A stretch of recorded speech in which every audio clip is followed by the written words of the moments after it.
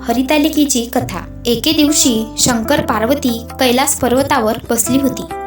त्यावेळी पार्वतीनं शंकराला विचारलं, स्वामी, सर्व व्रतात चांगलं व्रत असं व्रत कोणते? श्रम थोडे आणि फळ पुष्कळ असं एखादं व्रत असल तर मला सांगा। मी कोणत्या पुण्याईनं आपले पदरी पडले हेही मला सांगा। त्यावर भगवान शंकर म्हणाले, देवी, जसा नक्षत्रात चंद्र श्रेष्ठ, ग्रहात सूर्य श्रेष्ठ, 4 वर्णात ब्राह्मण श्रेष्ठ, देवात विष्णू श्रेष्ठ, नद्यात गंगा श्रेष्ठ, त्याप्रमाणे हरितालिका हे व्रत सर्वात श्रेष्ठ आहे। त्यावर माता पार्वती म्हणाल्या, स्वामी, तुम्ही हे व्रत मला सांगाल? तेव्हा भगवान शंकर म्हणाले, हे हरितालिका व्रत आणि याचे महत्त्व तुला सांगतो। तेच तू पूर्वजन्मी हिमालय पर्वतावर केलंस आणि त्याच पुण्यानं तू मला प्राप्त झालीस। हे व्रत 1। हे व्रत भाद्रपद महिन्यातील पहिल्या तृतीयेला करावं। ते पूर्वी तू कसं केलंस ते मी तुला आता सांगतो। तू लहानपणी मी तुला प्राप्त व्हावं म्हणून मोठं तप केलंस। 64 वर्ष तर झाडाची पिकली पानं खाऊन होतीस। थंडी, पाऊस, ऊन हे तिन्ही दुःख सहन केलीस। हे तुझे श्रम पाहून तुझ्या बापाला फार दुःख झालं व अशी कन्या कुणाला द्यावी अशी त्याला चिंता पडली। इतक्यात तिथं नारद मुनी आले। हिमालयानं त्याची पूजा केली व येण्याचं कारण विचारलं।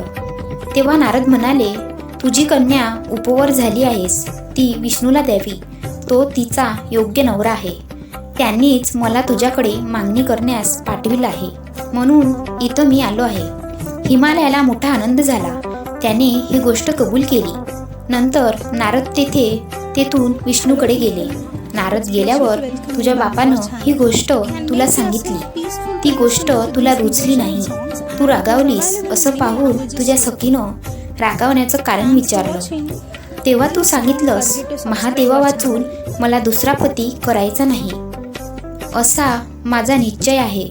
असं असून माझ्या बापानं मला विष्णूला देण्याचं कबूल केला आहे। ह्याला काय उपाय करावा? मग तुला तुझ्या सखीनं एका घोर अरण्यात नेलं। तिथं गेल्यावर एक नदी दृष्टीस पडली। जवळच एक गुहा आढळली। त्या गुहेत जाऊन तू उपवास केलास। तिथं माझं लिंग पार्वतीसह स्थापिलस त्याची पूजा केलीस। तो दिवस भाद्रपद शुद्ध तृतीयेचा होता। रात्री जागरण केलंस। त्या पुण्यानं इथलं माझं आसन हललं। नंतर मी तिथं आलो, तुला दर्शन दिलं आणि वर मागण्यास सांगितलं। तू म्हणाली, तुम्ही माझे पती व्हावं याशिवाय दुसरी इच्छा नाही। नंतर ती गोष्ट मी मान्य केली। मी गुप्त झालो। पुढे दुसऱ्या दिवशी ती व्रतपूजा विसर्जन केलीस। मैत्रिणीसह त्याचं पारण केलंस। इतक्यात तुझा बाप तिथं आला। त्यानं तू इकडं पळून येण्याचं कारण विचारलं। मग तू सर्व हकीकत सांगितलीस। पुढं त्यानं तुला मलाच देण्याचं वचन दिलं। तुला घेऊन घरी गेला।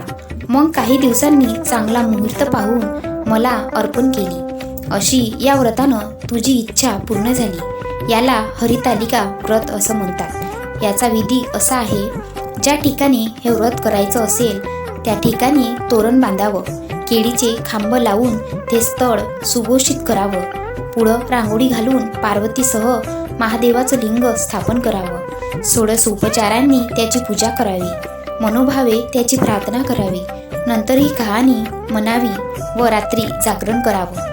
या व्रतानं प्राणी पापापासून मुक्त होतो, 7 जन्माचं पातक नाहीसं होतं, राज्य मिळतं, स्त्रियाचं सौभाग्य वाढतं।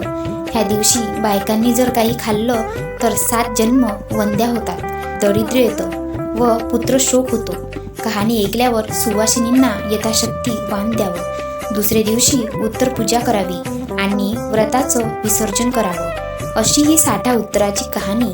5 उत्तरी, देवा ब्राह्मणाच्या द्वारी, गायीची गोटी, पिंपळाचे पारी, हरितालिका व्रताची कहाणी सुपड संपूर्ण। हरितालिका व्रताचे महत्त्व।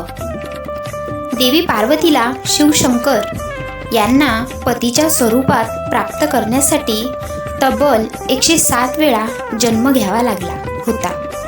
त्यानंतर 108वा जन्म घेतल्यानंतर माता पार्वतीच्या कठोर तपश्चर्या तसेच भक्तीमुळे भगवान शिव यांनी त्यांना आपली पत्नी म्हणून स्वीकार केले होते. म्हणून हरितालिका व्रताला विशेष महत्त्व दिले जाते. खास करून स्त्रिया व्रताला महत्त्व देतात आणि अनुभवाने या व्रताचे उपासना करतात. कोणतीही स्त्री सर्व नियम पाळून या व्रताची उपासना करेल त्या स्त्रीवर माता पार्वतीने प्रसन्न होऊन हे व्रत जी स्त्री करेल तिच्या पतीला दीर्घायुष्य लाभेल असे वरदान दिले होते.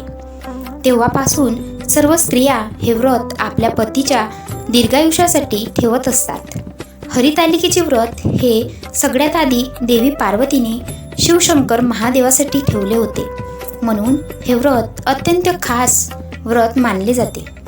जी स्त्री हे व्रत करत असते तिच्यावर शंकर पार्वतीची विशेष कृपा दृष्टी असते असे देखील ह्या व्रताबाबत सांगितले जाते. हे व्रत करत असताना स्वतः देवी पार्वतीने अन्न आणि पाण्याचा त्याग केला होता. म्हणून सर्व स्त्रिया देखील हे व्रत निर्जल ठेवत असतात. सदर व्रत माता पार्वतीने महादेवाला आपला पती बनवण्यासाठी ठेवले होते. याचे फलस्वरूप महादेवाने पार्वतीला पत्नीच्या स्वरूपात स्वीकार देखील केले होते. म्हणून हे व्रत ठेवत असलेल्या स्त्रियांच्या पतीला माता पार्वती प्रसन्न होऊन दीर्घायुष्य होण्याचा आशीर्वाद देत असतात. आता पाहणार आहोत हरितालिकेच्या व्रताचे नियम. हरितालिका व्रत पाळत असलेल्या प्रत्येक स्त्रीने ह्या दिवशी अन्न तसेच पाण्याचे सेवन करू नये.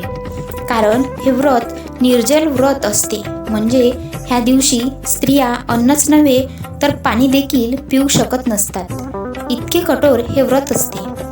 2. व्रताच्या दुसऱ्या दिवशी लवकर उठून आंघोळ वगैरे करून पूजा करावी. त्यानंतरच आपले व्रत पाणी पिऊन सोडावे. 3. हरितालिकाच्या दिवशी आपण म्हणजेच प्रत्येक स्त्रीने रात्रभर जागरण करून भजन कीर्तन करावे आणि रात्रभर देवाचे श्रद्धेने नामस्मरण करावे. 4. मग दुसरे दिवशी सकाळी लवकर उठून आंघोळ वगैरे करून भक्तिभावाने पूजा करावी आणि मग पूजा संपन्न झाल्यानंतर एखाद्या सवाशीण स्त्रीला आज शृंगाराचे साहित्य जसे की दागिने वस्त्र याचसोबत फळांचे देखील दान करावे. 5. एकदा हे व्रत जर आपण धरले तर ते आपण अर्धवट सोडू शकत नाहीत. 6. ह्या दिवशी कोणाची चेष्टा मस्करी करू नये आणि कोणाचा आपल्याकडून अपमान होईल असे देखील वागू नये. अशा प्रकारे संपूर्ण मनोभावाने आहे नियम पाळून हे व्रत केले असता माता पार्वती आणि भगवान शिवशंकर तुमच्यावर प्रसन्न होऊन आपल्या सर्व इच्छा आणि मनोकामना पूर्ण होतील.